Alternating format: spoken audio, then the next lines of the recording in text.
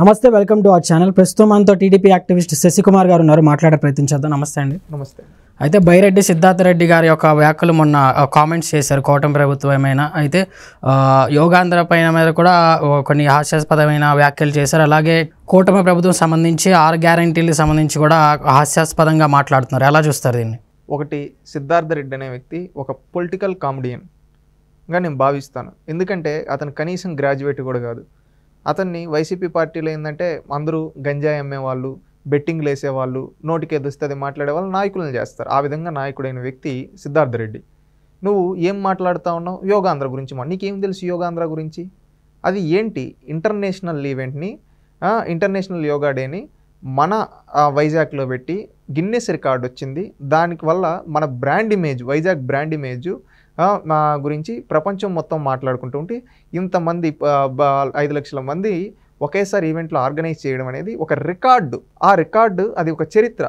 ఇంత దేశం మొత్తం మనల్ని మెచ్చుకుంటుంటే నువ్వు వచ్చి దానిపైన ఎకిలి మాటలు మాట్లాడుతున్నావంటే నీ మానసిక పరిస్థితి బాగలేదా సిద్ధార్థ అని అడుగుతున్నాం.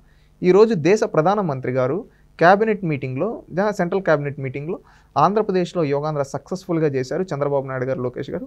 అది ఒక కేస్ స్టడీ. ప్రతి ఒక్క రాష్ట్రం దీన్ని స్టడీ చేయాలి. ఇంతమందితో చేయడం అనేది నా జీవితంలో ఎప్పుడు చూడలేదని 25 ఏళ్లగా తిరుగు లేకుండా అధికారంలో ఉన్న నరేంద్ర మోడీ గారు, ముఖ్యమంత్రిగా 3 సార్లు, ప్రధానమంత్రిగా 3 సార్లు ఉన్న వ్యక్తి అప్రిషియేట్ చేశాడు. ఇది నీలాంటి మూర్ఖులకి అర్థం కాదు. ఎందుకంటే నువ్వు చదువుకో అంటే అర్థమవుతుంది. చుట్టూ 10 మంది అని పెట్టుకొని ఏది మాట్లాడితే ఎక్కిలు నవ్వులు నవ్వుకుంటుంటే అట్టే నవ్వులు పాలైపోతావు. గుర్తుపెట్టుకో. దేశం అంతా మెచ్చుకుంటుంటే వీళ్ళు నవ్వుతున్నారంటే వీళ్ళ మానసిక పరిస్థితి ఎలా ఉంది? జగన్మోహన్ రెడ్డి ఒకటే అనుకున్నాం, అతని కింద ఉండే పిల్ల సైకోలు కూడా ఇలా ఉన్నారని అది అర్థమవుతూ ఉంది. దీనికి 300 కోట్లు అంటాడు. నువ్వు కాడ ఆధారాలు ఉన్నాయా? లేవు. నోటి మాట ఎందుకు? నోటి మాట నువ్వు చెప్తే, నువ్వు నోటి మాట చెప్పి దిగజార్చి ఒకరిని నేను దిగజార్చి మాట్లాడేస్తే నేను పెద్దోడిని అనుకుంటే దానికంటే మూర్ఖత్వం లేదు సిద్ధార్థ. అది గుర్తుపెట్టుకో. ఇంకొకటి ఏమన్నాడండి? 6 గ్యారంటీల మీద కూడా, గ్యారంటీల గురించి అన్న. గతంలో మనం నవరత్నాలు ఏమైంది సిద్ధార్థ? నువ్వు యూత్ వింగ్ ప్రెసిడెంట్గా ఉన్నావు కదా సిద్ధార్థ. మెగా డిఎస్సి జగన్మోహన్ రెడ్డి గారు చేతులు ఇలా తిప్పుతారు కదా, ఇలా తిప్పుతూ అడిగారు, ఏమైందా మెగా డిఎస్సి? ఒక్క నోటిఫికేషన్ ఇచ్చాడా? ఇవ్వలేదు కదా. ఈరోజు కూటమి ప్రభుత్వం వచ్చిన తర్వాత మెగా డిఎస్సి ఇచ్చి 16,000 పోస్టులకు నోటిఫికేషన్ ఇచ్చి ఎగ్జాములు కూడా అయ్యాయి. అది పెడుతూ ఉంటే 20 సార్లు కోర్టుకి వెళ్ళి అడ్డుకోవాలని చూశాడు జగన్మోహన్ రెడ్డి. ఏం తీసుకొని కొట్టాలి జగన్మోహన్ రెడ్డిని? సమాధానం చెప్పు. సిపిఎస్ అన్నా వారం రోజులు రద్దన్నా అన్నాడు. ఎన్ని వారాలు రద్దు చేశాడా?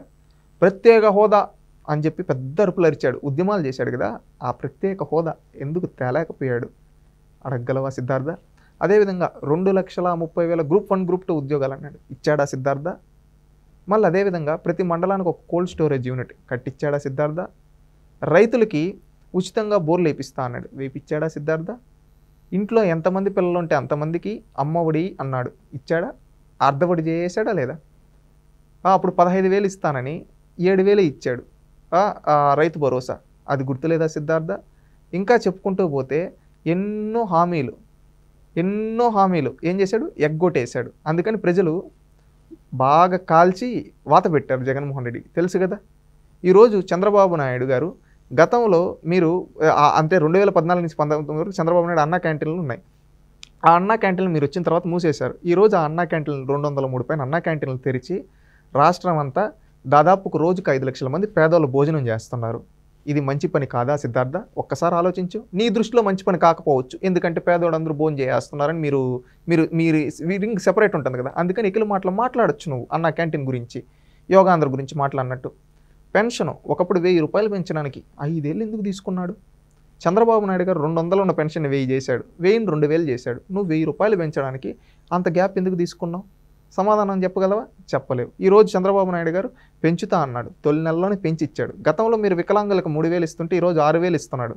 ఎవరు ఎక్కువ సంక్షేమం ఇస్తున్నట్టు సిద్ధార్థ? ఇవన్నీ నీ కళ్ళకు కనబడవు. ఎందుకంటే నువ్వు ఎక్కడో హైదరాబాద్లోనో బెంగళూరులోనో ఎక్కడో నిద్రపోతూ ఉంటావు. ఒకరోజు లేసి వచ్చి ఇలా ఎకిలి మాటలు మాట్లాడేస్తే అదేదో నువ్వు సోషల్ మీడియాలో వైరల్ చేసి నువ్వేదో పెద్ద తోపు అనుకుంటున్నావు. ఇది తోపు కాదు. గుర్తుపెట్టుకో. ఏంటంటే కొంచెం తగ్గి మాట్లాడు, స్టాటిస్టిక్ తెలుసుకో మాట్లాడు. ఒకరిని దిగజార్చేదానికి నేను ఏకిలికిలు మాటలు మాడతా, నవ్వుతూ మాట్లాడతా, ఇటు కిండల్ చేసి మాట్లాడతా అంటే నువ్వు కిండల్ అయిపోతావు. గుర్తుపెట్టుకో. నువ్వు బీటెక్ కంప్లీట్ చేయాల, గ్రాడ్యుయేట్ నువ్వు, అది చెప్పు. నువ్వు కూడా మాట్లాడుతున్నావు ఈరోజు. గతంలో జగన్మోహన్ రెడ్డి ఎన్ని ఫీజు బకాయిలు పెట్టాడు? అవుటన్నిటిని ఎవరు తీర్చింది? కూటమి ప్రభుత్వమే కదా. నువ్వు మాట్లాడుతున్నావు కదా సిద్ధార్థ, ఒకటి దీనికి నువ్వు సమాధానం చెప్పాలి సిద్ధార్థ.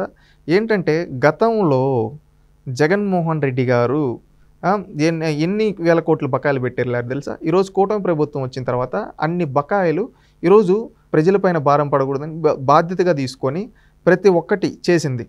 దీనికి సమాధానం చెప్పు. ఇప్పుడు నువ్వు దీనికి గతంలో కొన్ని దానికండి చిన్న చిత్తక ఇలాంటి అవుటన్నిటికీ 24,811 కోట్లు బకాయిలు పెట్టేస్తే అవి ఏడాదిలో కూటమి ప్రభుత్వం తెచ్చింది.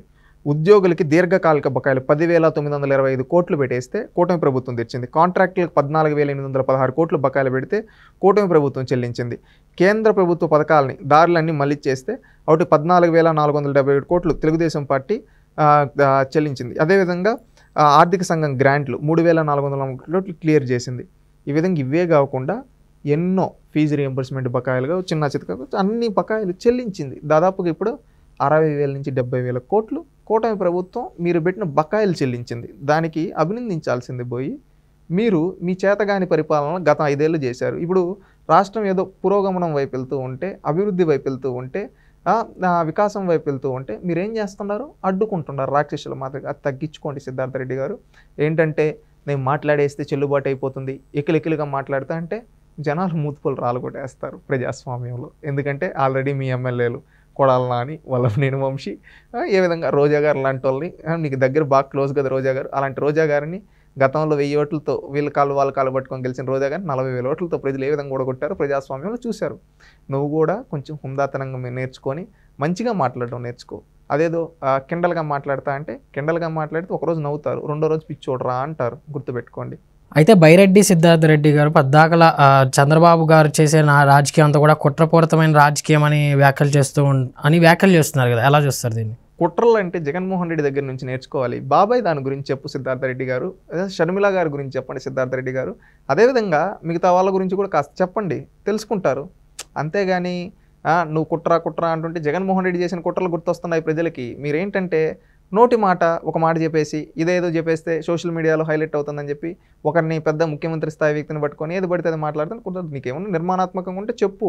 అంటే నిర్మాణాత్మకం అంటే నువ్వేమంటావులే, నీకేం తెలుసులే. నువ్వు ఏదో వచ్చి ఇలాంటి గాలి మాటలు తప్ప ఏ రోజైనా సబ్జెక్ట్ మాట్లాడుండవా, సబ్జెక్ట్ చేసుండవా? నీకు ఏమీ తెలియదు.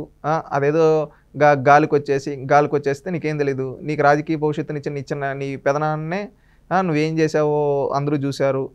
మీ అక్కని ఏ విధంగా తిట్టించావో నువ్వు పదవిలో ఉన్నప్పుడు చూశారు. నీకు ఏముందిలే, జగన్మోహన్ రెడ్డి తన సొంత చెల్లిని తిట్టిస్తే నువ్వు మీ అక్కని తిట్టించావు ఎలక్షన్లప్పుడు. తెలియదా? ఇవన్నీ మీ చరిత్ర. మీలాంటి వాళ్ళు రాజకీయ నాయకులు అంటే జనాలు నవ్వుతున్నారు. ఏంట్రా ఇలాంటి వాళ్ళు గంజాయి బ్యాచ్ అంతా వచ్చి ఈరోజు నాయకులు అయిపోయి ఏంటంటే గూండాయిజం చేసి రౌడీజం చేసిన వాళ్ళందరినీ ఈరోజు నాయకులుగా జగన్మోహన్ రెడ్డి తిట్టింటే సమాజాన్ని ఏం చేయాలని ప్రజలందరూ తెలుసుకొని ఆల్రెడీ మిమ్మల్ని ఓడించారు. ఇప్పుడు కూడా పద్ధతి మార్చుకోకుండా అదే వైఖరిలో వచ్చి మాట్లాడతాము అంటే కరెక్ట్ పద్ధతి కాదు సిద్ధార్థ. ఓకే అండి, థ్యాంక్ యూ వెరీ మచ్.